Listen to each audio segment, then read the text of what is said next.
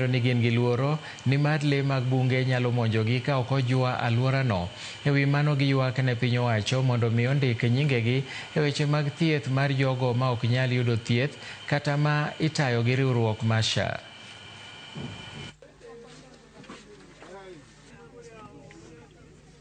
Hapa kaya Godoma mtazungumza na yule kiongozi wenu. Tumeona kwamba kuna shida ya ng'ombe, wanyama kuingia katika huu mji, na huu mji ni mji mtakatifu ambao haustahili mfugo wote ama mnyama kuingia katika ndani ya huu msitu ama huu mji. So tungeomba serikali pamoja na wahisani akaweze kutusaidia na fence, ili tukaweze kuweka fence ili gate tu iwe moja ama sehemu ya kuingilia iwe moja, ili tujue ni nani anaingia ni nani anayetoka.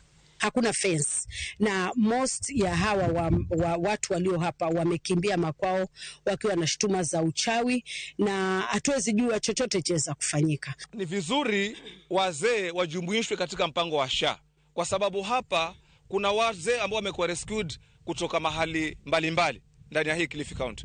Kuna watu kutoka Kauma wako hapa, Kaloleni na maeneo mengine. Hasa hawa watu kama itakuwa vizuri waje waorodheshwe katika SHA, ili kama ni wagonjwa waende wakapate matibabu